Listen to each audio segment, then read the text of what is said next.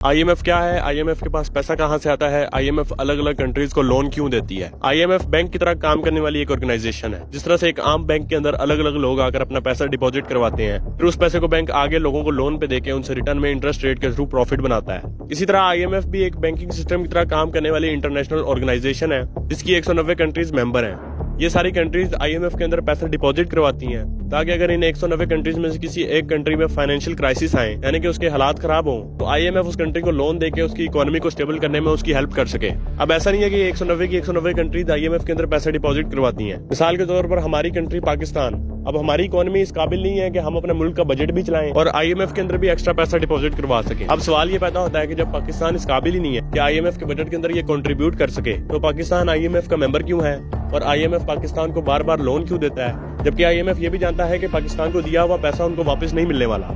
इसके पीछे के दो रीजन है। दुनिया के अंदर जितनी भी कंट्रीज हैं उनकी इकोनॉमीज एक दूसरे के साथ एसोसिएट है, यानी कि अगर एक कंट्री का दिवालिया होता है, वो बैंकरप्ट होती है, तो उसकी वजह से सिर्फ उस कंट्री को नुकसान नहीं होगा, बल्कि उसके साथ एसोसिएट उस कंट्री के साथ लेन देन करने वाली दूसरी कंट्रीज के ऊपर भी इसका बुरा असर पड़ेगा। मिसाल के तौर पर अगर आज यूएस स्टॉक मार्केट क्रैश कर जाती है, तो उसका नुकसान सिर्फ अमेरिका वालों को नहीं होगा, बल्कि अमेरिका स्टॉक मार्केट के साथ एसोसिएट दुनिया की जितनी भी कंट्रीज हैं उनकी स्टॉक मार्केट के अंदर भी डाउनफॉल आ जाएगा।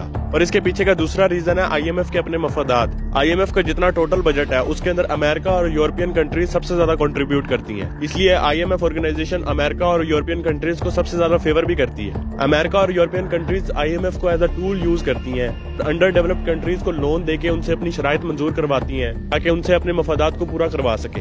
कमेंट्स के अंदर सजेस्ट करें कि नेक्स्ट वीडियो किस टॉपिक पे होनी चाहिए।